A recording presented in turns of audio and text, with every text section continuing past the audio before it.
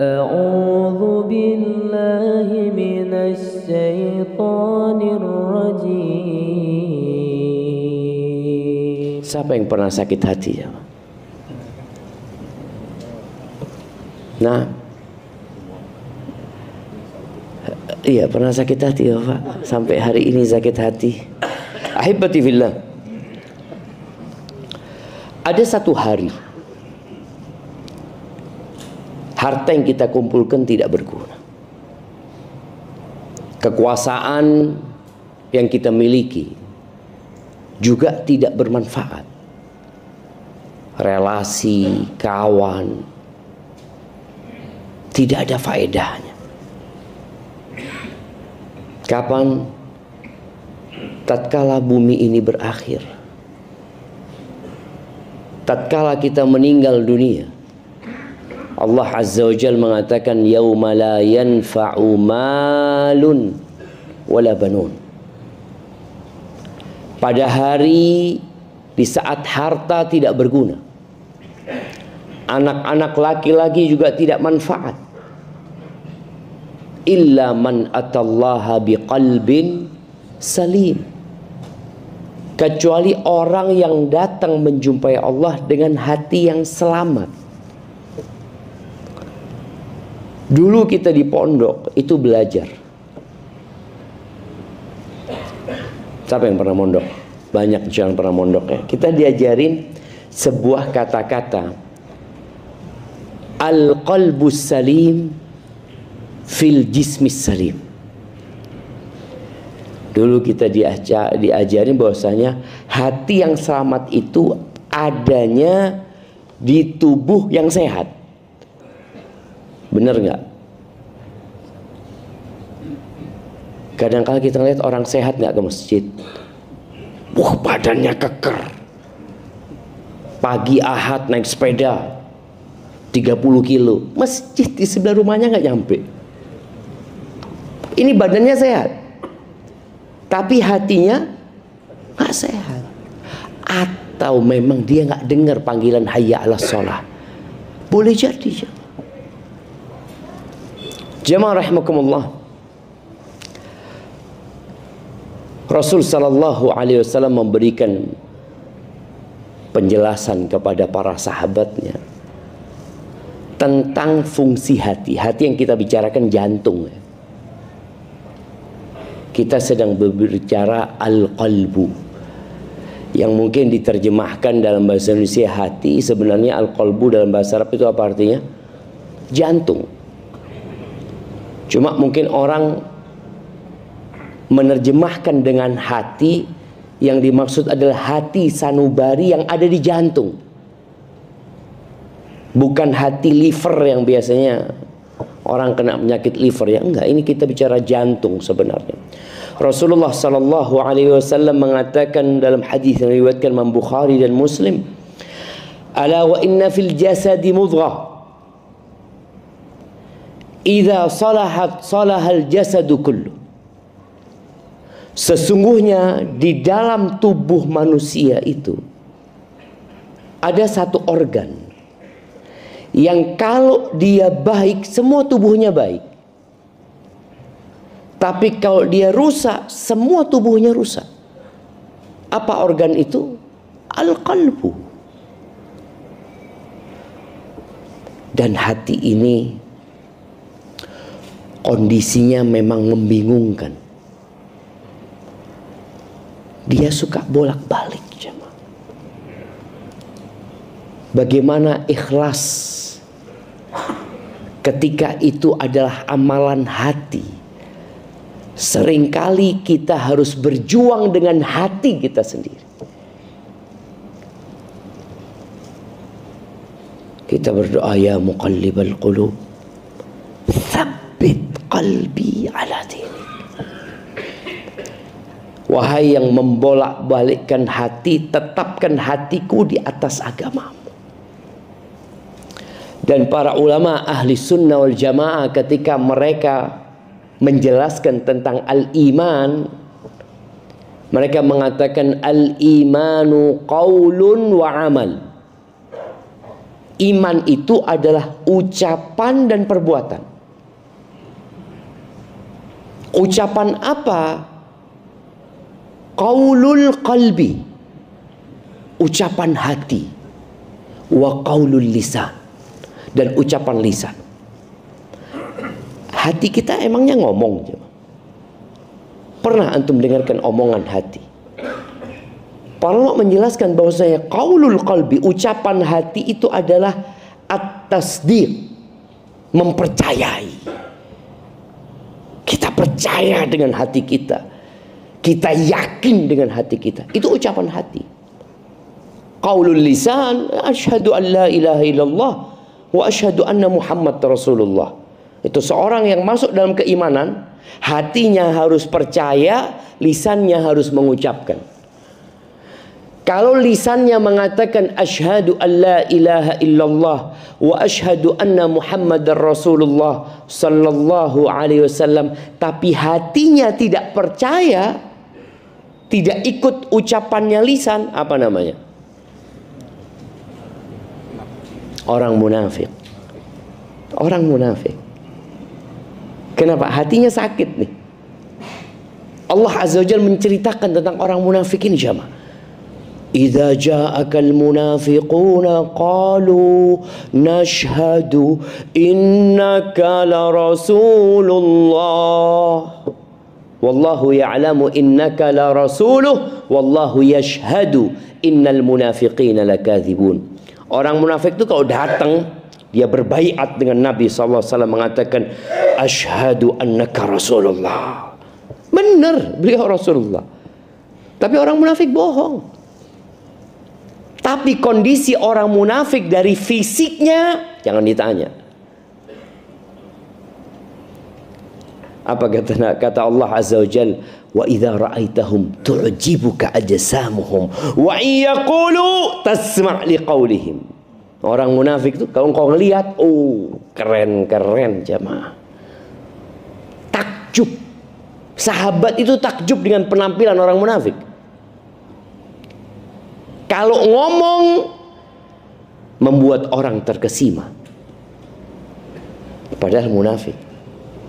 Dia pandai memutar balikkan fakta.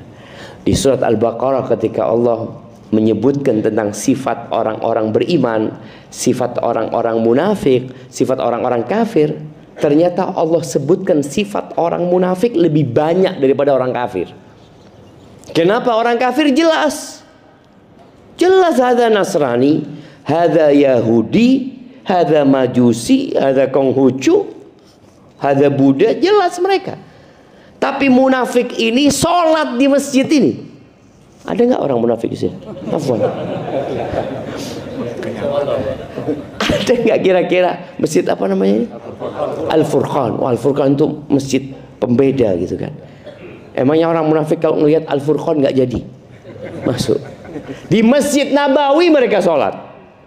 Di Masjid Nabawi. Yang jadi imam tadi siapa?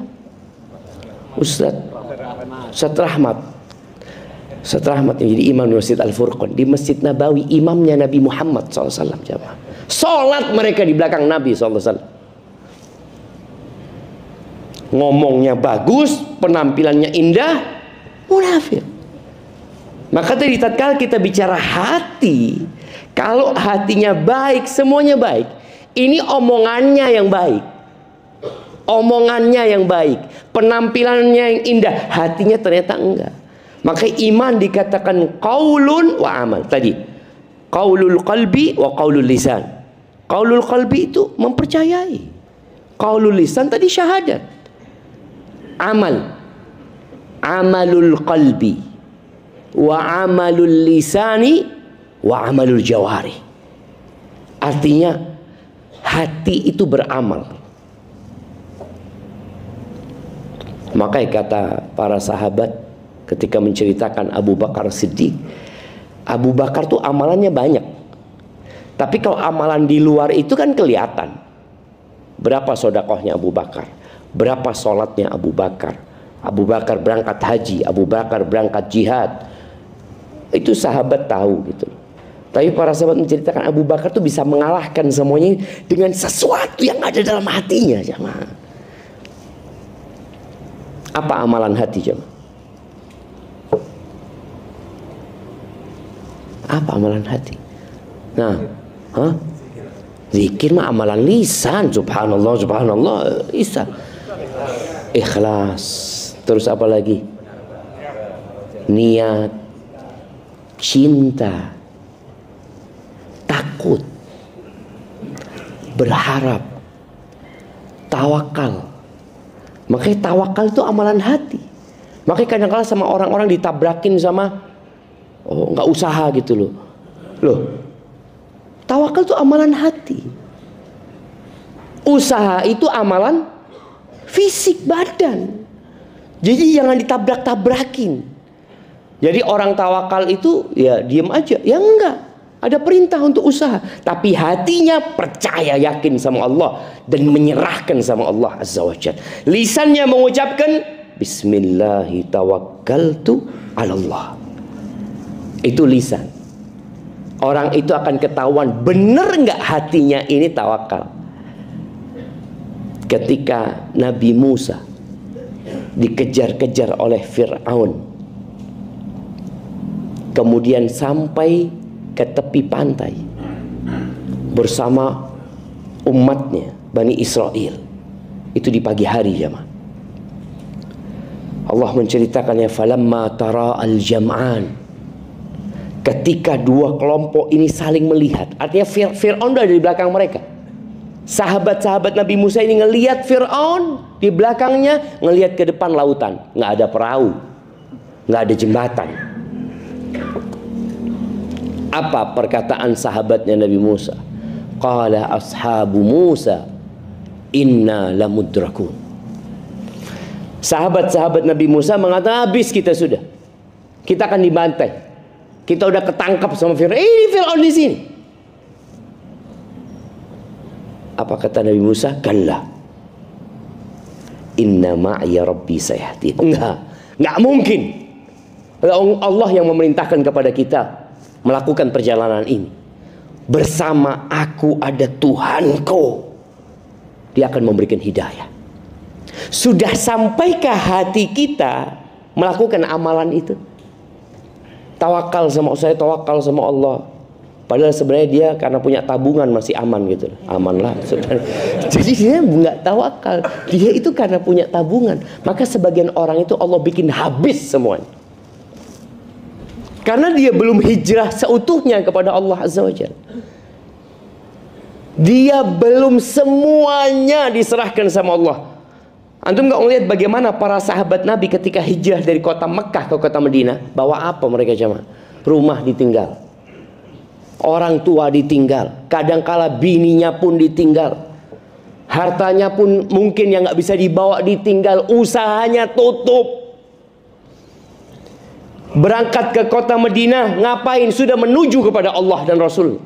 Kerja apa nanti di Madinah? Usaha apa di Madinah? Yang penting kita menuju kepada Allah dan Rasul. Ternyata sampai Madinah betul nggak ada kerjaan, jemaah. Betul, nggak punya rumah. Di mana sahabat tidur? Di masjid. Masjid Nabawi itu tempat tidur, jemaah. Masjid ini boleh tidur. Nggak ada tulisan. Oh, di dalam nggak boleh, di luar ditulis boleh tidur. Wallah, di Masjid Nabawi itu tempat tidur. 80 sahabat tidur di sana. Bukan tidur sebentar, jamaah. Sekarang sebagian umat Islam itu ya anak husnudzon sama mereka. Mereka mungkin melarang tidur karena takut dibuat tidur lama. Padahal sebenarnya kalau bisa silahkan tidur, mau 2 hari, 3 hari, sebulan, tafadhol. Anak pernah datang ke satu masjid, agak jahat masjidnya itu, jemaah.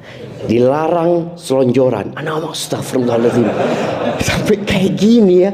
Ini orang itu kan dalam perjalanan capek, lelah, kepingin lah ini kan. Ini udah nggak boleh. Mas, itu dilarang selonjoran. Astagfirullahaladzim, jemaah.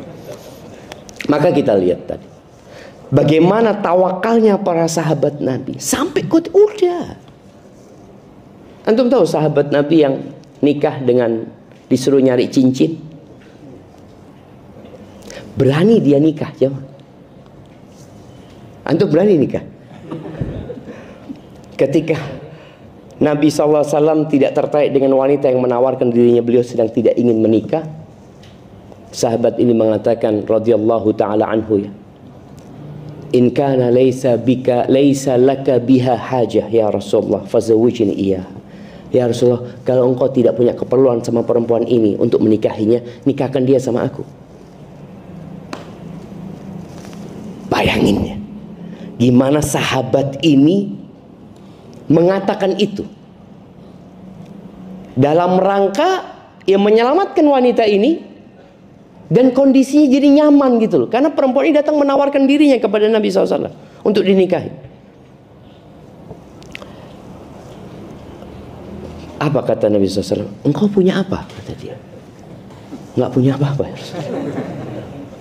Berani nikah jamaah, itu tawakal. Oh ya nggak gitu juga loh Ustaz. Loh, kan kita bilang tawakal itu amalan hati. Akhirnya Nabi SAW, engkau coba pulang, carilah. Ada usaha. Hatinya tetap bergantung sama Allah SWT. Dia disuruh usaha, ya usaha. Dia sampai ke rumahnya, dia cari ini itu, nggak ada ya Rasulullah. Iltamis walau khataman min hadid. Coba engkau cari lagi, walaupun cincin besi itu jadi maharnya. Ini maharnya aja nggak punya jemaah. Akhirnya dia ngomong, nggak ada ya Rasulullah.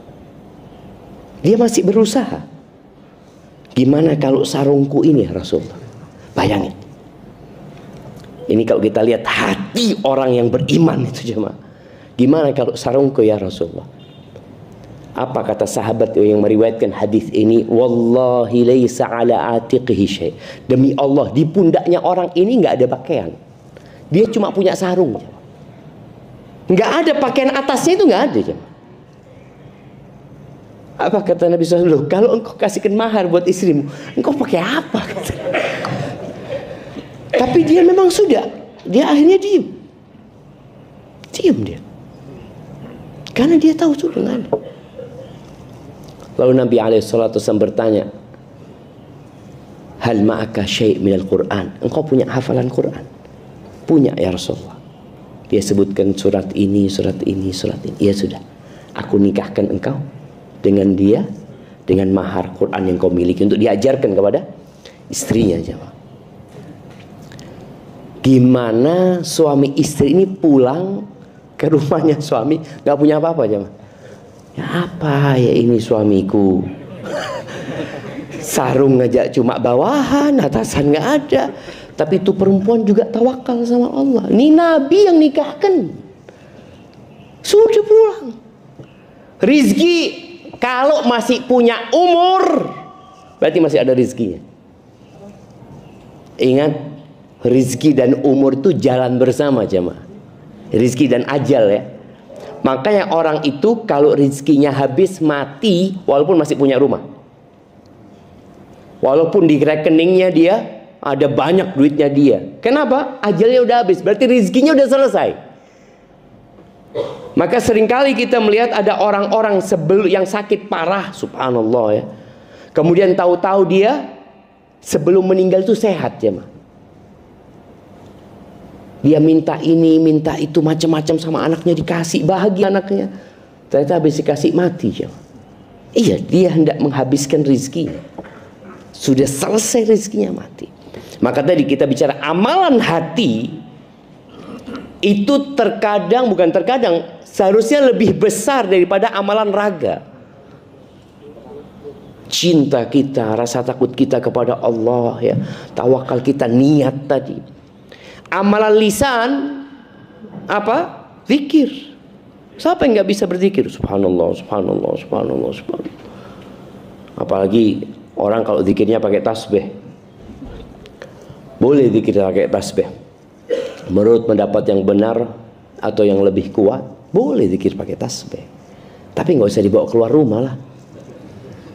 Antum di rumah mungkin mau zikir banyak. Zikir banyak. Pakai tasbih. Anak zikirnya Ustaz, ya Mungkin anak-anak biasanya sholawat kepada Nabi alaihissalatu sampai pagi hari itu 1000 kali Ustaz umpamanya. Ya udah, mungkin dia mau ngitung di rumahnya. Takut orang kalau nggak ngitung zikirnya, dia kadang-kadang merasa sudah banyak. Allahumma sholli ala Muhammad wa ala ali Muhammad. Kayaknya udah 200. 200 mana tuh? Belum ngitung. Tapi lebih utama berzikir dengan tangan kita. Nah, zikir itu amalan lisan. Jadi lisan kita beramal, walaupun kadang-kadang nggak nyambung sama hati. Kan ada orang yang zikir nggak nyambung sama hati. Antum habis sholat, apakah langsung connect sama hati antum ketika membaca subhanallah? Kadang-kadang enggak. Subhanallah, subhanallah, subhanallah, subhanallah. Baru mau 33, subhanallah, subhanallah. Baru mulai connect sama hati. Hatinya mulai merasakan kecintaan kepada Allah, pengagungan kepada Allah. Nah, itu yang akan dapat pahala lebih besar lagi nanti. Tapi orang ketika berzikir insya Allah tetap akan dapat pahala. Seperti baca Quran, itu amalan lisan. Maka berapa banyak orang baca Quran, apa artinya? Allahu a'lam, tidak tahu anak. Tapi suruh baca, anak baca. Itu amalan lisan baca Al-Quran. Tapi ketika tadabbur Quran, itu amalan hati. Dia mulai mentadabburi Al-Quran. Dan Allah perintahkan, kitabun anzalnahu ilaika mubarakun liyadabbaru ayatihi. Agar ditadabburi ayatnya. Itu kitab diturunkan, dibaca dengan lisannya, dipandang dengan matanya, ditadabburi dengan hatinya. Tapi kemudian iman itu adalah amalan fisik kita. Jamaah rahimakumullah, kalau bicara hati, Abu Hurairah radhiyallahu taala anhu mengatakan al-qalbu malik. Hati itu raja. Wal a'dha'u junuduhu. Raga kita semua ini adalah tentaranya raja. Fa idza tabal malik tabat junuduhu. Kalau rajanya baik, insya Allah tentara-tentaranya baik. Raja kalau minum, kira-kira tentaranya minum enggak? Ikut minum. Rajanya korupsi, kira-kira tentaranya ya ikut korupsi. Rajanya telat sholat subuh, tentaranya sholat duha. Sholat subuhnya sholat duha. Oh, rajanya telat sholat subuhnya seperti itu. Artinya Abu Hurairah menggambarkan hati ini yang mengontrol semua fisik kita. Jadi kalau ada orang ini kadang-kala emak-emak ya menghadapi suami yang mungkin ya suaminya suka main game, dengar adzan masih main game. Istrinya mengatakan, "Bang, sudah adzan." "Iya, emangnya aku tuli, dengar aku lah." Kita lihat jamaah, dia dengar, tapi telinganya yang dengar, hatinya nggak dengar. Berapa banyak orang yang mendengar dengan telinganya, tapi hatinya nggak dengar. Bagaimana memberikan nasihat kepada suami yang seperti itu? Loh, suamimu ini sedang sakit hatinya, maka yang diobatin hatinya gitu. Jadi bukan ditarik-tarik atau diteriakin, enggak. Bagaimana ngobatin hati? Ini nanti kita akan bicarakan bagaimana cara mengobatin hati. Tapi Abu Hurairah ketika menggambarkan bahwasanya hati itu raja dan raga itu adalah tentaranya. Kalau rajanya baik, maka semuanya akan jadi baik. Wa idza khabusal qalbu. Kalau hatinya busuk, khabusat junuduh. Maka raganya, tentaranya semua akan jadi buruk. Jamaah rahimakumullah, penyakit hati ini ada dua.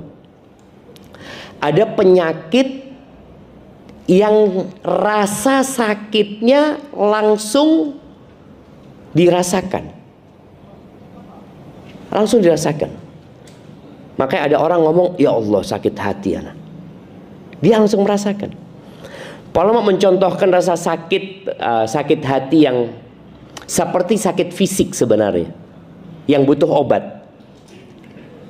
Itu yang orang-orang berangkat ke psikiater. Itu ada sakit hati dia. Dikasih obat. Ada obatnya memang, obat fisiknya ada. Sedih,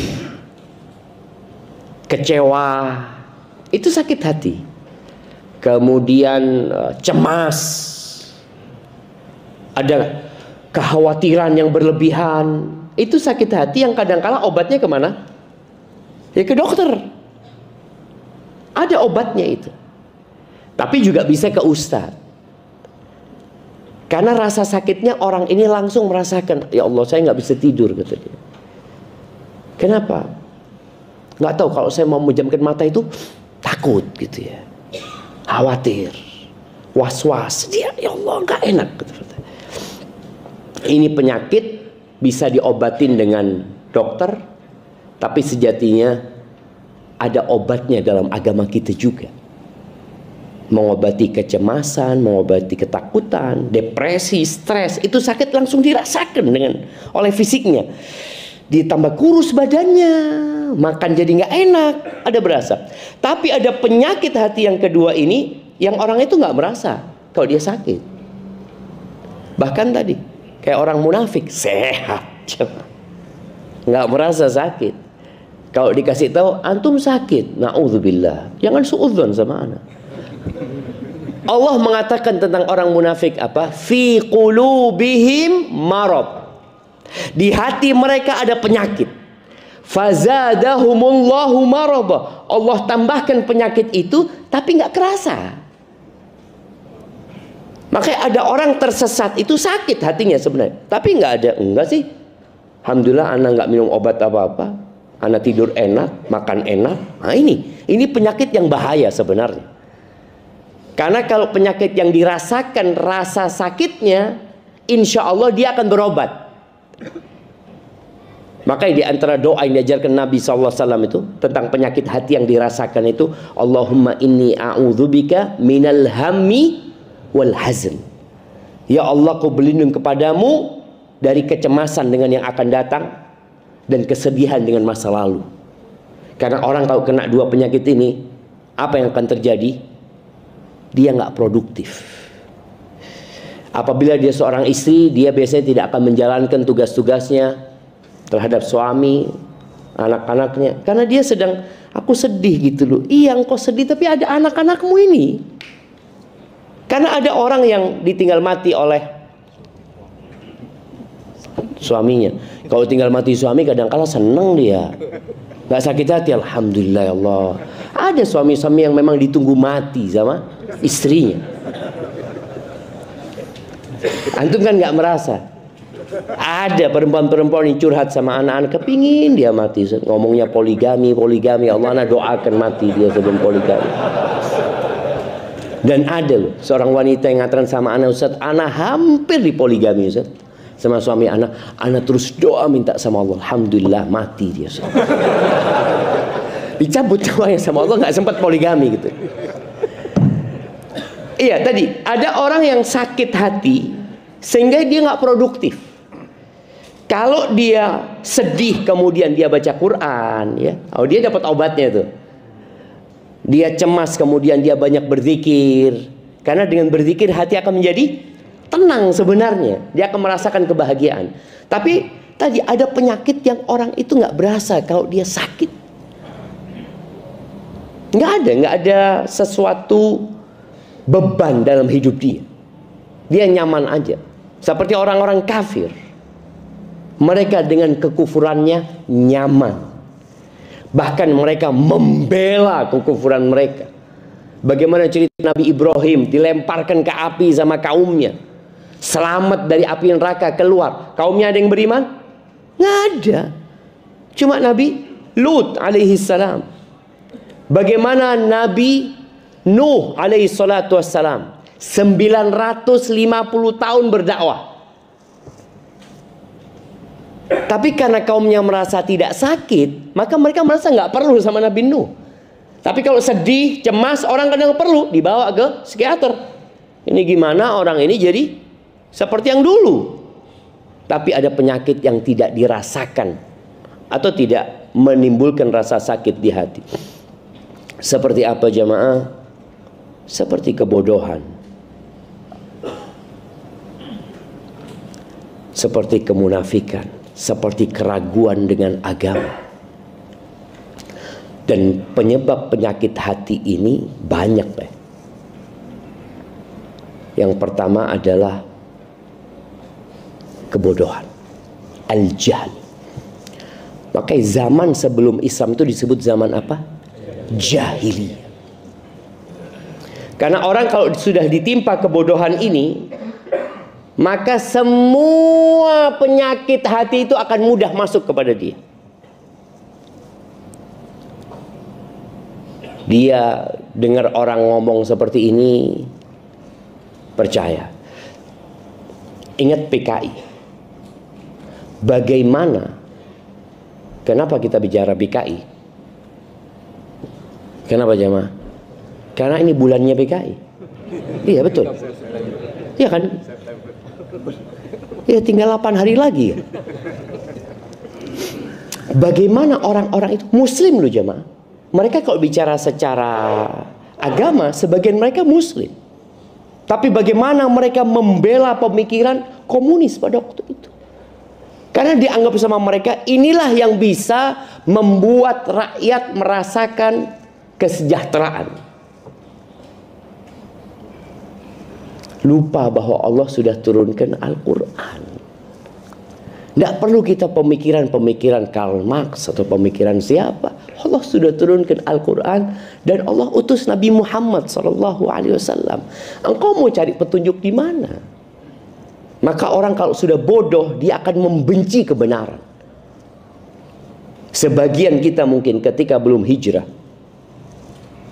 dia benci dengan ustadz-ustadz yang menyampaikan sunnah. Mungkin 2 pekan yang lalu ada satu orang datang ke rumah, dibawa sama sohib ana. Dia dari Surabaya, naik bis dia ke rumah, cuma mau minta maaf sama ana. Dia mengatakan, Ustadz, ana dulu suka ngomongin Ustadz, ana suka jelek-jelekin Ustadz, kata dia. Pokoknya Ustadz, ya batalin, bubarin kajiannya Ustadz, ini itu, kata dia. Sampai suatu hari Ustadz, ana pegang handphone, tahu-tahu lewat di IG atau di YouTube dia katakan kajiannya Ustadz tentang bagaimana sikap terhadap pemimpin. Anak awalnya nggak mau ngeliat, tapi anak mau lihat, sana mau lihat nih apa katanya Wahabi ini. Dia ngomong gitu. Dia dengerin, dia loh. Dia anak pikir Ustadz itu akan mengkafir-kafirkan, mentogut-togutkan. Kok nggak ada ya? Tadi mulai anak malam hari itu Ustadz, anak buka semua video Ustadz yang bisa anak buka. Anak dengerin. Besok pagi ketemu sama sohib-sohib dia. Dia ngomong, ternyata Ustadz Syafiq tuh nggak seperti yang kita sangka. Oh, engkau nonton dia kayaknya.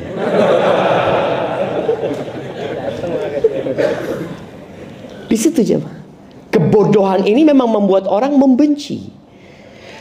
Bagaimana orang-orang musyrikin itu berusaha membuat orang-orang tidak kenal dengan Nabi Muhammad SAW. Mereka katakan Nabi Muhammad adalah sallallahu alaihi wasallam penyihir, orang gila, terus dukun, paranormal, pendusta. Pokoknya dikasih nama-nama yang buruk supaya orang ini nggak mendengarkan. Sampai ada satu orang kafir, orang musyrik yang lagi umroh, ketika dia masuk Mekah udah dikasih tahu sama orang-orang Quraisy, hati-hati ya, di tempat kita ada satu orang penyihir. Engkau dengar omongannya langsung kau tersihir sama dia. Oh gitu. Namanya Tufail bin Amr ad-Dawsi. Itu Tufail pasang kapas di kupingnya. Karena kebodohan dia. Dia tawaf ya, dia tahu orangnya, oh itu Muhammad namanya sallallahu alaihi wasallam. Setelah dia tawaf ini, terus dia mikir, aku ini kayak orang bodoh, kata dia. Masa aku pasang kapas di kupingku, kata dia. Aku ini tahu mana yang baik dan mana yang buruk, kata dia. Aku mau dengar dari Muhammad SAW. Akhirnya datang kepada Nabi Muhammad SAW. Apa sih yang engkau tawarkan ini apa? Nabi membacakan Al-Quran sallallahu alaihi wasallam, membacakan hadis-hadis Nabi sallallahu alaihi wasallam, langsung masuk Islam. Maka kita harus berjuang melawan kebodohan. Kenapa ayat yang pertama turun? Iqra. Iqra, bacaan tuh. Apa yang dibaca Quran? Kalau bicara tombowati itu yang pertama apa? Baca Quran sama maknanya. Baca. Ketika kebodohanmu terangkat, insya Allah engkau jadi faham. Berapa banyak di antara kita yang sampai hari ini beranggapan riba itu boleh. Riba yang nggak boleh itu rentenir. Iya. Kalau ada seorang anak yang kerja di bank konvensional, tahu-tahu dia mau resign, ngomong sama orang tuanya. Apa kata orang tuanya? Engkau ikut aliran apa, nak? Langsung dianggap menyimpang. Karena kebodohan mereka bertahun-tahun melihat sesuatu yang buruk baik, sesuatu yang mungkar ma'ruf buat mereka. Kok tahu-tahu muncul satu orang mengatakan nggak boleh. Maka dia akan menentang hal itu. Sampai cerita seorang yang di Jakarta yang dia tanya sama anak-anak Ustaz, dia kerja di bank konvensional. Dia kemudian mau resign, ibunya marah. Istrinya nggak ridho. Gimana sekarang? Akhirnya Ustaz, anak resign, nggak ngomong sama mereka. Tapi tiap pagi Ustaz, anak keluar rumah dengan seragam kantoran Ustaz. Sampai mobil anak ganti, anak buka, anak akhirnya taksi online. Bertahun-tahun dia lakukan ini. Karena yang dia hadapi tadi ini orang yang kalau dikasih tahu nggak bisa. Dia punya penyakit tapi dia nggak sadar.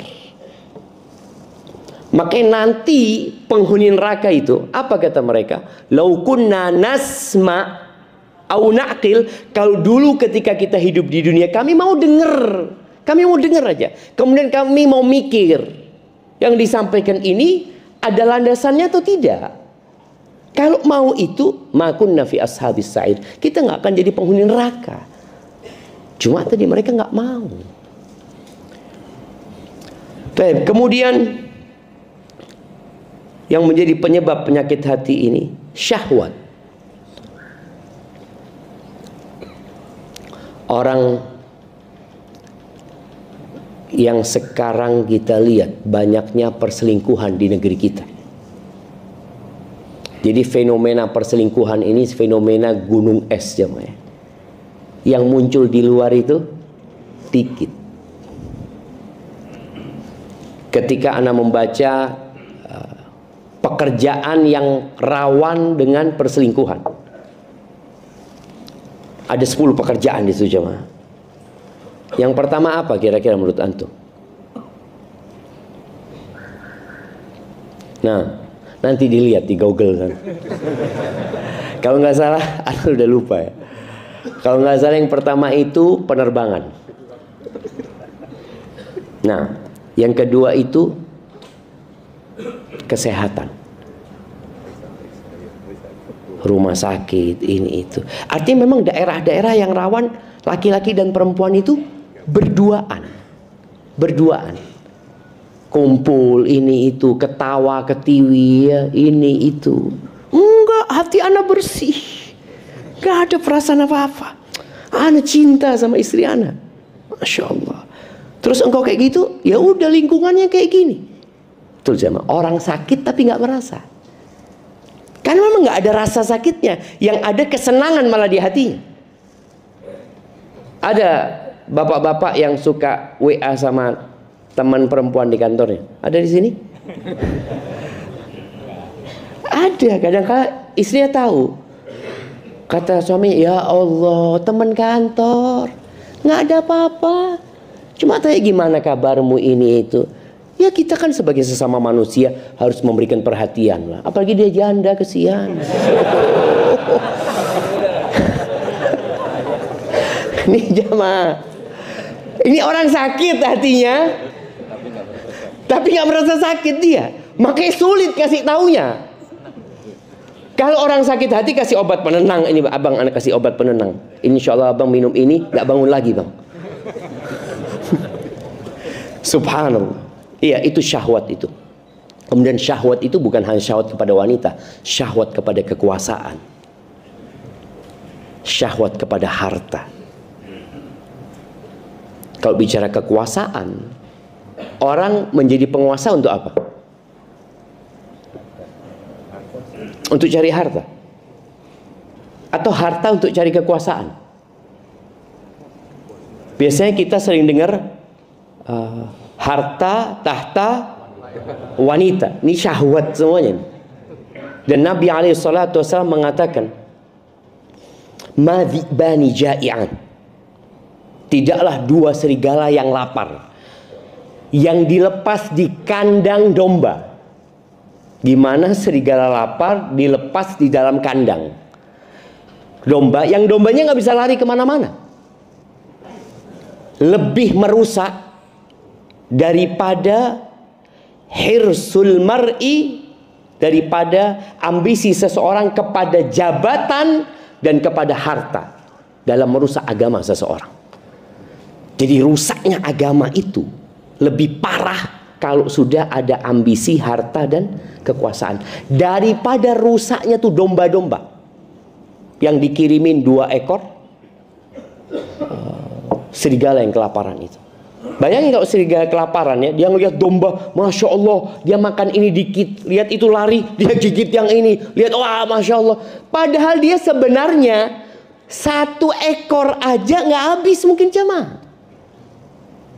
Tapi karena dia ambisi, dia udah gigit ini udah mati nih. Dia ngeliat, oh ada lagi nih, Masya Allah. Makanya orang kalau sudah ambisi kepada harta dan jabatan, seperti minum air laut. Dia udah punya duit ini, udah cukup duitmu. Buat 7 turunan gak habis. Tambah 7 tanjakan juga gak habis. Tapi karena ambisi, dia terus rusak agama dia. Rusak agamanya jemaah. Nah ini salah satu penyebab penyakit hati, syahwat. Ya, Allah kasih kita syahwat. Karena kehidupan ini nggak akan bisa berlangsung tanpa syahwat. Tapi syahwat itu harus dikekang. Makanya bicara syahwat kepada harta boleh, tapi yang halal. Kan ada, nggak boleh ngambil haknya orang lain ya. Silahkan. Kemudian syahwat kepada wanita boleh apa enggak? Boleh, asalkan dengan menikah. Nggak ada alasan loh. Nggak ada alasan seorang laki-laki berzina. Padahal Allah sudah membuka pintu menyalurkan syahwatnya yang halal. Allah mengatakan, fankihu ma tabalakum minan nisa mathna wa thudatha wa ruba. Allah sudah kasih. Engkau punya syahwat lebih, mungkin engkau kerja keluar kota ya, istrimu di Bekasi sini, ini Bekasi Bogor, istrimu di Bogor sini, engkau kerja di Bekasi. Berapa jauh tuh jauh? Ya mungkin dia istrinya di Bekasi, dia kerjanya anggap di Merauke, yang dia mungkin berbulan-bulan di sana. Dia punya syahwat. Dia mikir, ya apa aku menyalurkan syahwatku? Pulang nggak mungkin. Seperti itu. Apa yang bisa dia lakukan? Nikah. Puasa, Masya Allah. Keren nih. Nah, nikah. Kalau nggak mampu baru puasa gitu loh. Puasa dulu apa nikah dulu? Kata Nabi SAW, barang siapa yang punya kemampuan disuruh apa? Nikah. Kalau nggak mampu nikah, baru puasa gitu kan. Jadi puasa dulu apa nikah dulu? Dia ini udah nikah Ustaz, tapi istrinya jauh gitu loh. Ya mungkin puasa, betul. Tapi ketika nggak mampu, karena terus terang ada di tempat-tempat daerah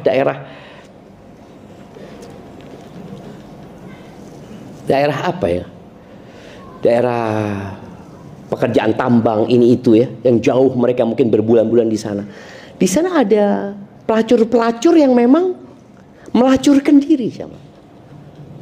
Sampai anak punya kawan, seorang insinyur dikirim ke sana, sakit dia. Berangkat ada dokternya, lengkap apa semuanya. Dia datang ke dokter. Dok, anak sakit dok, kata dia. Sakit apa? Biasalah dok. Ya Allah, kata dokter. Kok nggak pakai pengaman, kata dia. Loh, sakit apa dok, kata dia. Lah anak pilek dok, maksudnya sakit biasa, sakit pilek biasa. Pikirnya dokter sakit kelamin. Karena rata-rata penyakitnya di sana itu penyakit kelamin. Mereka berzina. Karena mereka berpikir kalau kawin lagi, aduh Zat, kawin lagi ruwet Ustaz. Belum menghadapi mertua, menghadapi kakak ipar, menghadapi istri, sayang sama anak-anak. Aduh enggak Ustaz, enggak, sudahlah. Asallah kalau punya keinginan salurkan dikit, nanti tobat sama Allah. Na'udzubillah. Memang betul, ketika seorang melangkah ke tempat yang halal, berjuang dan berkorban. Orang kalau cuma berzina, dia punya uang 100 juta. Kira-kira bisa berzina dengan berapa wanita dia cuma? Berapa wanita? Berapa kira-kira? Ya tergantung tarifnya Ustaz, gitu kan. Kalau yang tarifnya sejutaan dapat 100 wanita. Bayangin coba. Tapi dengan uang 100 juta mungkin dia bisa menikah dengan satu wanita. Dia menikah dengan satu wanita. Tapi ruwetnya bertahun-tahun Ustaz. Betul. Nabi SAW istrinya 9. Antum pikir tenang-tenang Nabi SAW. Oh, piring pecah di rumah Nabi SAW. Piring pecah. Sallallahu ala Nabi SAW. Jadi ingat, jangan sampai syahwat antum, karena antum berpikir menyelamatkan rumah tangga. Ya, anak-anak nggak mau nikah lagi lah. Ya, kalau antum nggak nikah lagi, bisa puasa, bisa menjaga diri, alhamdulillah, itu yang diharapkan. Tapi kalau kemudian antum berpikir berzina, karena melihat kawan-kawan antum semua di sana pada berzina, mereka berzina aman-aman aja, engkau nggak apa-apa, aman lah, nggak ada yang tahu. Padahal Allah mengawasi mereka. Padahal sejatinya lelaki yang berzina akan membawa laknat ke rumahnya, menghilangkan berkah di keluarganya. Tapi ketika dia menikah lagi, memang terjadi keributan, tapi halal. Maka ingat, nggak ada alasan seorang laki-laki berzina.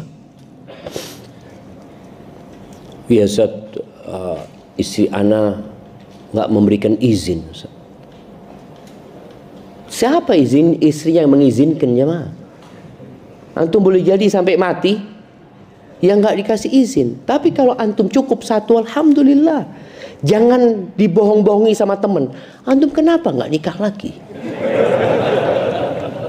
Ada yang suka dorong-dorong kawannya jemaah untuk kawin lagi, padahal orang ini nggak butuh. Akhirnya karena dorongan itu, bener juga katamu ya. Akhirnya dia nikah, berantakan rumah tangganya. Karena dia hanya dikasih doping sama kawannya, bukan karena kebutuhan. Maka ingat, ini termasuk yang membuat penyakit hati syahwat. Syahwat kepada wanita, syahwat kepada harta, syahwat kepada kekuasaan. Kemudian ahibati fillah, yang membuat penyakit hati ini adalah kawan-kawan buruk, lingkungan yang buruk. Ana sebutkan sebab-sebab ini, nanti obatnya antum sebenarnya sudah paham. Kawan yang buruk. Dan biasanya orang itu akan condong kepada yang sama. Ada klub-klub ya, klub motor, klub mobil ya. Ana pikir dulu klub-klub itu untuk mobil-mobil mewah jamaah, untuk motor-motor mewah. Ternyata enggak. Sampai mobil yang harganya murah pun ada klub-klubnya. Ya komunitas ya, komunitas itu. Kalau klub itu untuk kebaikan nggak apa-apa. Nggak, alhamdulillah Ustaz, kita punya klub ini, kegiatan kita sosial. Tapi ya kadang-kadang mampirlah ke tempat hiburan Ustaz. Kegiatan sosialnya dilakukan, maksiatnya juga jalan, hati-hati. Maka pilih kawanmu. Karena kata Nabi SAW, al-mar'u ala dini khalili. Falyandur ahadukum man yukhalil. Agama seseorang itu ikut kawan dekatnya. Maka hendaklah dia melihat dengan siapa dia berkawan. Maka alhamdulillah kalau kita punya kawan-kawan yang baik, jaga mereka. Sebelum ana lanjutkan, antum yang di sini, semua sudah kenal dengan yang di kanan dan di kirinya? Udah kenal? Kenalan dulu, baru kita lanjutkan. Loh ayo jangan. Loh antum. Kenal, itu saudara antum. Kita ini bicara salah satu penyebab penyakit hati itu kawan-kawan buruk. Dapat kawan baik nggak mau antum.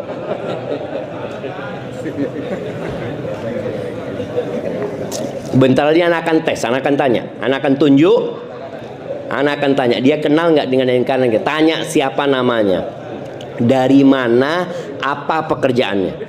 3. Sudah? Nah, Anda tunjuk sekarang untuk membuktikan. Oh, masih ada yang tanya, Masya Allah. Nah, yang pakai kacamata, antum. Iya. Dia. Yang di kiri antum. Oh. Belum kenal. Salaman doang, kenalan. Coba kenalan lagi siapa? Dari mana?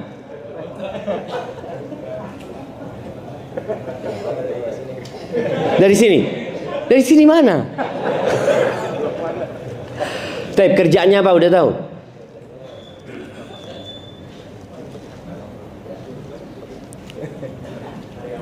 Oke, istrinya berapa? Tanyain. Jemaah kita ini sering datang kajian, tapi kita kayak sendirian. Iya, datang. Habis gitu pulang aja udah. Padahal disinilah kita berusaha mencari kawan baik yang menjaga hati kita. Boleh jadi tukar nomor handphone ya. Suatu saat nanti ketika ada kajian dilihat, engkau kok nggak datang kajian? Lama aku nggak ngelihat sama kamu. Inilah yang dibutuhkan kawan-kawan baik jemaah, yang mengingatkan kepada kebaikan. Kita tuh kalau sama kawan pemain bola, sama-sama suka bola, Masya Allah jemaah. Antum lihat bagaimana solidnya pendukung bola itu. Kalau Jakarta apa namanya? Jackmania gitu kan. Itu solid banget mereka jemaah. Seperti itu. Mereka berangkat kemana, nonton ini itu, naik mobil, susah mereka siap. Ada juga termasuk yang anak takjub ya, dengan kesolidan klub Vespa. Iya, Vespa butut itu, ada temennya mati, berhenti semuanya ya mah. Bagaimana? Kenapa kalau ada temennya yang hatinya sakit, dia nggak lagi datang kajian? Siapa yang akan membawa dia? Maka di sini kita perlu kawan-kawan baik. Selain kawan baik itu juga punya syafaat kelak pada hari kiamat. Mungkin dia akan ingat kita ketika dia masuk surga. Kemudian lihat mana fulan yang biasa kajian sama ana di Masjid Al-Furqan. Kok nggak kelihatan? Mungkin dia minta sama Allah supaya antum dikeluarkan dari api neraka. Maka tolong, itu termasuk yang merusak hati. Kawan-kawan yang buruk. Kemudian memperbanyak hal-hal yang mubah. Itu termasuk merusak hati. Seperti apa? Banyak tidur, banyak makan. Kan ada orang yang kerjanya kulineran terus. Ya kuliner sana, kuliner sini, macam-macam dia kemana-mana. Waktunya habis untuk perjalanan saja, jemaah. Ada orang yang makan nasi goreng di Dago di Bandung. Makan nasi goreng apa? Kaki 5 nih. Zen. Pulang lagi sudah ke sini. Loh, gitu doang. Iya. Antum lihat bagaimana orang-orang melakukan hal-hal yang mubah kelebihan, yang akhirnya hati jadi sakit. Nonton bola boleh nggak? Boleh. Tapi kebanyakan nonton bola jadi nggak kajian antum. Kenapa? Kalau kajian, kajian ngantuk Ustaz. Kalau nonton bola semangat. Itu berarti sakit hati antum. Di tempat obatnya hati, antum males. Di tempat penyakit hati, antum semangat. Sehat, banyak ngobrol. Sekarang ini adanya kafe-kafe yang kadang-kala orang duduk cuma beli kopi, ngobrolnya 3 jam. Kajian 1 jam sambil tidur masih. Jadi kajiannya cuma 1 jam, udah selesai, alhamdulillah. Jadi kadang-kala orang itu tadi, hati ini kalau sudah sakit jamaah, dia akan merasakan kenyamanan dengan kemaksiatan. Kenyamanan dengan hal-hal yang mubah, tapi hal-hal yang diperintahkan dia jadi nggak nyaman. Maka tolong tadi berusaha untuk mengurangin lah hal-hal yang mubah ini. Handphone ini juga boleh punya handphone, boleh sekali-kali antum matikan handphone dari pagi sampai besok, supaya antum merasakan, ya Allah, tenang ya. Tenang jemaah. Tapi ada orang yang subhanallah nggak bisa lepas dari handphone. Dia beli power bank yang paling besar, ternyata power banknya habis jemaah. Dia beli kabel 7 meter. Pokoknya bagaimana dia terus terkoneksi dengan sesuatu yang sebenarnya nggak ada manfaatnya buat dia. Ada sebagian orang yang nggak berani matikan handphonenya ketika mau tidur. Nggak berani. Takut ada rezeki, Ustaz. Allahu Akbar. Nolak rezeki kan nggak boleh, Ustaz. Berusaha kita jemaah. Boleh pegang handphone. Anak-anak saja harus dibatasi pegang handphone. Oh ya kan anak-anak Ustaz belum ngerti, Ustaz. Kalau kita bapak-bapak alhamdulillah udah paham. Paham apa? Kita kadang-kala juga menyusahkan anak dan istri kita. Sampai ada seorang keluarga yang mengatakan kita punya bapak itu al-hadirul ghaib, kata dia. Al-hadirul ghaib. Ada bapaknya ada itu, kata dia. Ngapain? Nggak tahu. Kita lihat bapak kita, diajak ngobrol nggak nyambung. Maka usahakan ketika makan handphone nggak dibawa. Anak ngomong sama istri anak, kalau nyuapin anak, makan sama anak, jangan nonton sesuatu apapun. Kan banyak orang sekarang nonton sambil makan. Anak ngomong enggak. Ini kesempatan ibu menjalin komunikasi dengan anaknya. Sambil makan, cerita, ngobrol, bermain, ini itu. Bukan dikasih tontonan, anaknya nonton, emaknya nonton. Udah bisa kasih makan lagi, nonton lagi emaknya. Jangan. Maka berusaha aja. Ahibati fillah. Ya, kalau bicara itu sebab-sebab orang yang sakit hati. Tandanya orang yang sakit hati itu dia sudah tidak lagi mengingkari kemungkaran. Bahkan dia nggak nyaman dengan ketaatan. Dia kalau berada di grup, contoh nih ya, ada grup, lalu ada yang kirim urusan agama, mengingatkan sholat subuh umpamanya. Langsung, ini grup bukan urusan agama ya. Ini grup urusan sepak bola. Iya, benar-benar dia itu nggak mau ada agama. Ini tanda orang sakit. Ketika ngobrol masalah agama, dia seperti ikan yang keluar dari air. Benci dengan hukum-hukum agama. Jadi kalau sudah bicara syariat, aduh syariat lagi. Apa obat sakit hati ini? Sebagian ulama menyebutkan ada banyaklah obat sakit hati ya. Ada 5 tombok hati yang mungkin sering kita dengar ya. Itu ucapan salah satu dari ulama. Yang pertama adalah qiraatul Quran bitadabbur. Membaca Al-Quran dengan tadabbur. Maka lihatlah orang-orang yang sakit hati, biasanya dia baca Quran tapi dia nggak mentadabburi, atau dia memang nggak pernah baca Quran. Maka nasihat ana, jangan sampai antum memejamkan mata di malam hari kecuali sudah baca Quran dengan tadabbur, walaupun 1 ayat. Kalau bisa 1 lembar, antum baca 1 lembar, antum baca artinya, antum renungkan, sudah tutup. Insya Allah kalau tiap hari antum baca Al-Quran 1 halaman, bukan 1 lembar ya, 1 halaman, berapa tahun hatam? 2 tahun insya Allah hatam jemaah. 2 tahun hatam. Nanti ketemu lagi. Tapi jangan sampai ada hari berlalu antum nggak baca Quran. Tolong baca Quran sama ditadabburinya. Antum akan rasakan nikmatnya. Sampai Utsman bin Affan mengatakan, "Lau tahurat qulubukum ma syabi'at min kalami rabbikum." Kalau hati kalian bersih, kalian tidak akan pernah puas baca Al-Quran.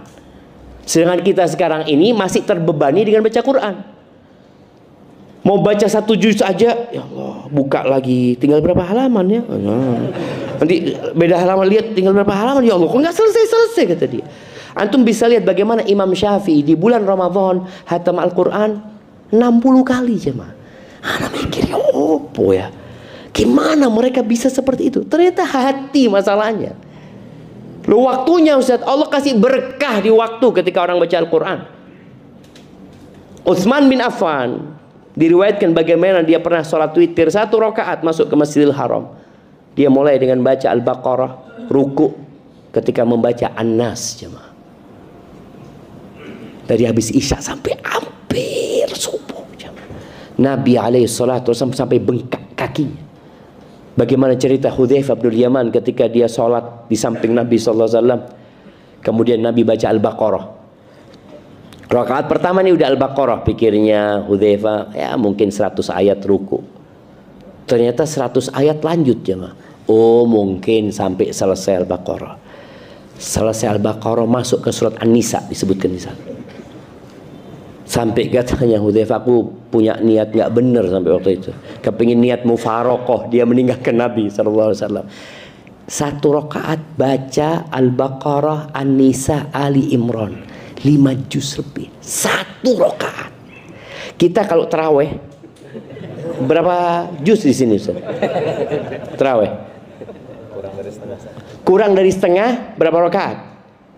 11 rakaat kurang setengah juz ya mah. Bayangin antum. Ini Nabi alaihissalatu 1 rakaat 5 juz. Gimana kalau 11 rakaat? Belum lagi rukunya itu hampir sama dengan berdirinya. Ingat ini sholat sunnah. Kalau sholat wajib, imam harus memperhatikan makmumnya. Kalau sholat sunnah, oh fadol, boleh mau ikut, boleh enggak, seperti itu. Makanya banyak orang kalau sudah imamnya panjang, besok diganti imamnya. Mana imamnya sudah ganti? Ya, yang pertama baca Al-Quran dengan mentadabburi. Usahakan kita setelah dengar kajian ini sudah bikin kesepakatan dengan diri kita. 1 hari 1 halaman sama artinya paling enggak. Yang kedua, puasa. Ngurangin makan jangan. Ngurangin makan. Karena memang banyak makan itu membuat orang ya jadi lemes, jadi malas bergerak. Maka hendaklah puasa sunnah paling tidak 1 bulan 1 kali. 1 kali. Pernah ada sahabat Nabi SAW yang tanya sama Nabi SAW, ya Rasulullah, ajarin aku tentang puasa. Sum yauman min kulli syahr, kata Nabi. Puasalah 1 hari dalam sebulan. Kata sahabat ini, ya Rasulullah, aku mampu lebih dari itu. Sum yaumain. Akhirnya Nabi SAW mengatakan, puasalah 3 hari dalam sebulan. Itu seperti puasa 1 tahun. Artinya kalau tiap bulan 3 hari, 3 hari, 3 hari, 3 hari. Dan sebaik-baiknya amalan itu yang berkesinambungan walaupun sedikit. Karena ada orang yang puasa Ramadan kemudian nggak pernah ketemu puasa lagi udah. Kecuali Ramadan. Makanya orang-orang yang nggak pernah puasa itu ketika masuk Ramadan hari pertama apa yang terjadi? Balas dendam dia aja mah. Balas dendam. Karena dia nggak terbiasa. Makanya kita lihat ya. Orang kalau sudah makan beli takjil, jangan makan, beli takjil. Hari pertama semua dia beli. Dia taruh di meja makan. Allah Akbar, ada kolak ya, ada ini, ya Allah, lihat jam, ya Allah. Kalau bisa dia telepon ke masjid. Gak bisa adanya disegerakan, Pak. Artinya dia nggak terbiasa, biasakan sebulan sehari. Jadi orang yang nggak pernah puasa sunnah usahakan sehari sebulan. Itu termasuk tombol hati, jangan. Nanti kalau sudah setahun alhamdulillah antum istiqomah mungkin bisa ditambah 3 hari. Alhamdulillah bisa istiqomah ditambah Senin, Kamis umpamanya. Semua sesuai dengan kemampuan. Tapi paling enggak kita punya amalan puasa dalam setiap bulan. Taib. Yang ketiga, wa qiyamul lail. Salat malam. Paling sedikitnya witir sebelum tidur.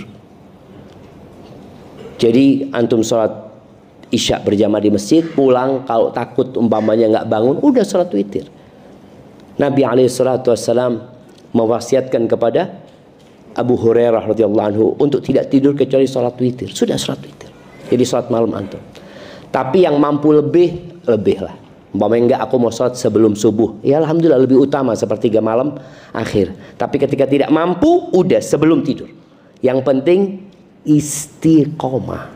Paling enggak 3 lah antum. Walaupun witir boleh 1, antum ambil 3. Kalau memang antum males, ya bacanya nggak usah panjang-panjang.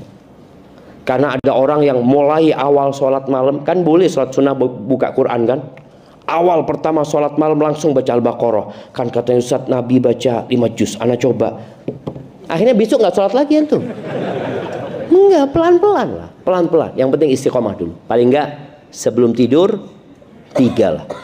Kalau bisa sebelum subuh lebih baik.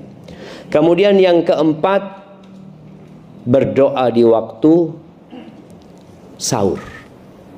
Ini akhirnya bangun malamnya kalau bisa di akhir malam. Jadi sebelum subuh antum beristighfar, mohon ampun sama Allah Azza wa Jalla dan berdoa.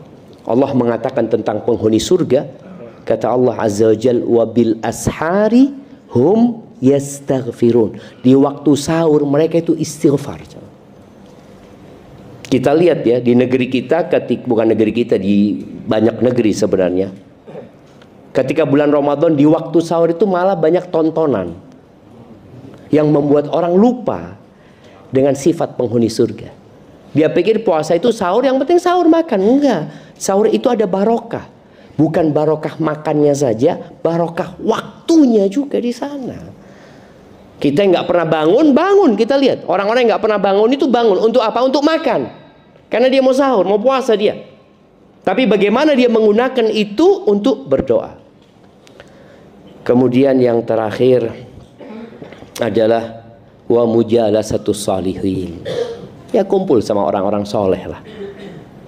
Jadi antum datang ke masjid tadi, cari kawan baru. Insya Allah orang-orang yang ke masjid ini baik agamanya. Semoga akhlaknya juga baik seperti itu. Hadza wallahu alam bissawab. Itu yang dapat ana sampaikan pada kesempatan kali ini. Yang benar dari Allah Azza wa Jalla, yang salah dari diri ana pribadi. Allah dan Rasulullah terbebaskan dari kesalahan itu. Nah, siap.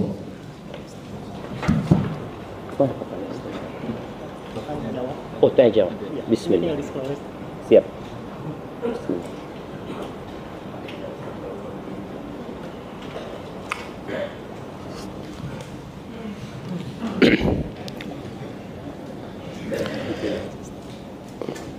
Wah, anak kalau milih harus baca semuanya dulu. Ini sudah disaring.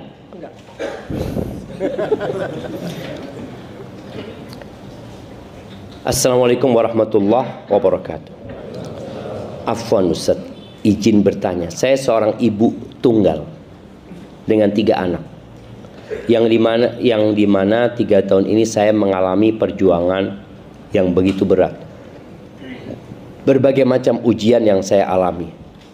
Tapi Ustaz, sejak full saya berjuang sendiri, ada kalanya saya suka tidak terima dengan kehidupan saya yang sekarang. Apalagi saya kalau lihat teman-teman saya dengan mempunyai keluarga yang enak dilihat, saya merasa sedih Ustaz. Apakah yang saya alami sekarang mungkin dari akibat dosa-dosa di masa lalu saya? Tapi saya selalu berdoa, saya ingin sekali membahagiakan ibu dan anak-anak saya. Yang kebetulan ibu saya yang udah sepuh dan sekarang tinggal dengan saya. Dan Ustaz, apakah saya pantas Ustaz yang pendosa ini berdoa minta sama Allah untuk mendapatkan jodoh yang saya inginkan? Sedangkan bisa dibilang iman dan ketakwaan saya masih di ujung kuku. Dan bagaimana Ustaz menghilangkan rasa sakit di hati dengan ujian yang saya alami? Mungkin saya masih suka ada rasa iri, dengki dengan orang-orang yang saya lihat mereka baik-baik saja kehidupannya. Masya Allah jamaah. Iya. Yang pertama, ana ingin menyampaikan kepada ibu yang bertanya ini, engkau nggak sendirian. Semua orang yang ada di sekitarmu juga memiliki ujian. Cuma ada di antara mereka yang pandai menyembunyikan masalah mereka dengan senyum di bibir mereka. Ada orang-orang yang punya masalah, tapi kita melihat kayaknya bahagia dia. Mungkin kalau engkau letakkan telingamu di tembok rumah mereka, engkau akan dengar mereka juga punya masalah. Kenapa? Karena hidup ini adalah masalah. Oleh karena itu, ada sebuah athar ya, sebuah cerita tentang Dzulqarnain. Ketika dia mau meninggal dunia, dia itu kirim surat sama ibunya. Dia tulis surat sama ibunya, dia mengatakan kepada ibunya, ini raja Dzulqarnain. Dia kata, "Ummah, engkau undang semua orang-orang sekampung. Engkau bikinkan makanan yang enak sekali. Lalu engkau nanti bacakan suratku kepada mereka." Sudah diundang orang-orang ini, dikasih makan yang enak, tapi kan belum dipersilahkan sama tuan rumahnya. Lalu sang ibu mengatakan, "Aku dapat surat dari anakku, aku mau bacakan kepada kalian." Ternyata Dzulqarnain mengatakan, yang boleh makan hanya yang tidak punya masalah. Satu kampung nggak ada yang makan. Sahih, kita semua punya masalah gitu loh. Dan Allah sudah menakar kemampuan kita menghadapi masalah itu. Makanya kenapa bunuh diri tidak dibenarkan? Merasa aku nggak mampu menghadapi ini. Engkau mampu, tapi engkau nggak mau. Beda ya antara nggak mampu sama nggak mau. Kalau nggak mampu, nggak mungkin Allah kasih ujian itu. Allah itu Ar-Rahman Ar-Rahim. Dan Allah sudah membuat sebuah pernyataan, la yukallifullahu nafsan illa wus'aha. Allah sudah buat pernyataan itu. Lalu kita mengatakan, aku nggak mampu, engkau mampu. Dan kita ketahui bahwasanya tanda cinta Allah itu bukan kenyamanan dalam kehidupan, bukan keluasan dalam rizki, enggak.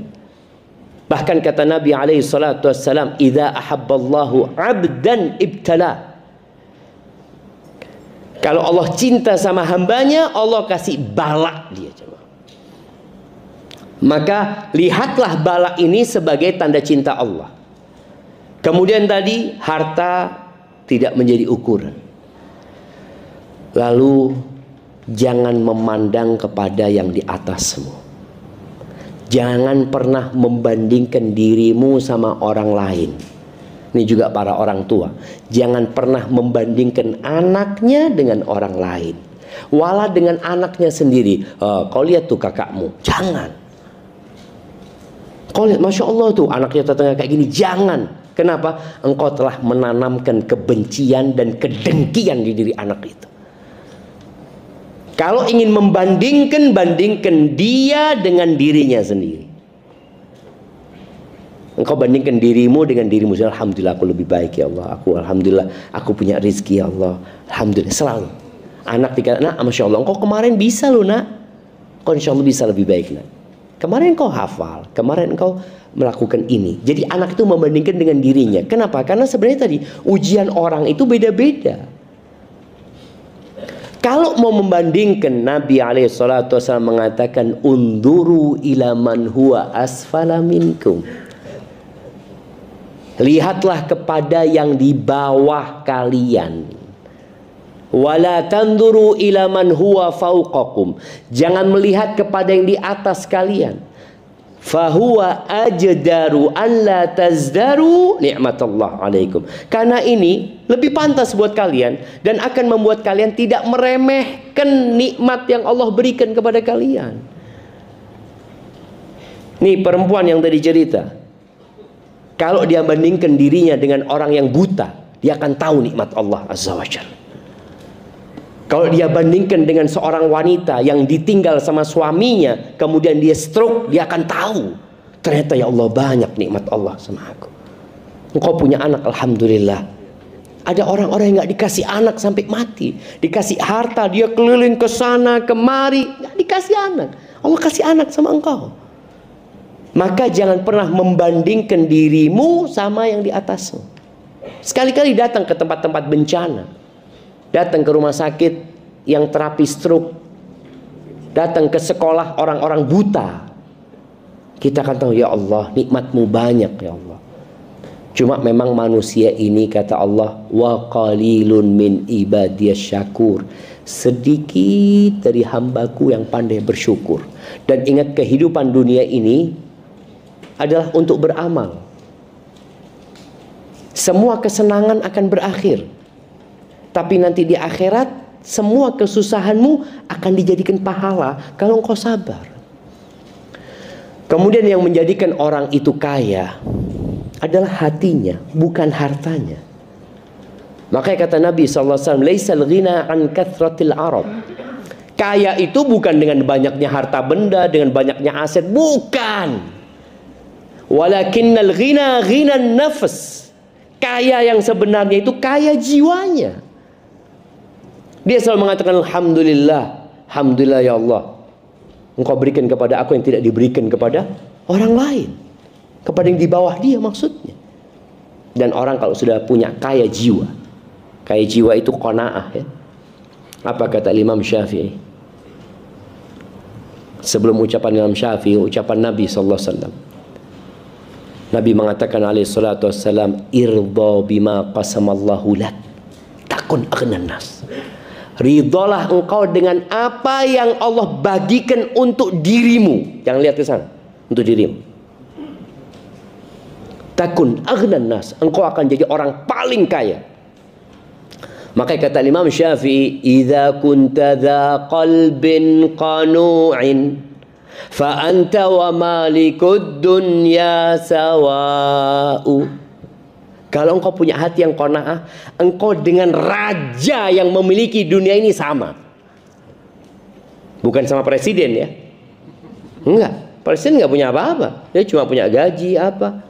Ini raja yang semua tanah di negerinya milik dia. Engkau sama dia. Dengan cara apa? Hatinya qanaah. Maka perbanyak istighfar, memohon ampun kepada Allah Azza wa Jalla, dan selalu berbaik sangka sama Allah. Allah itu lebih sayang sama kita daripada orang tua kita. Allah itu lebih sayang sama kita daripada pasangan hidup kita. Ketika Allah memberikan cobaan itu, berbaik sangka sama Allah. Lalu kalau bicara pantaskah orang itu meminta jodoh yang baik? Loh, minta yang terbaik sama Allah. Kalau minta itu jangan setengah-setengah. Sampai kita yang banyak dosa pun kalau minta surga, minta yang paling tinggi. Tapi jangan Allahumma inni as'alukal firdausal a'la, sholat telat-telat. Ya enggak lah. Seorang yang punya target yang besar, maka dia harus berjuang lebih besar lagi. Barakallahu fikum. Bismillahirrahmanirrahim.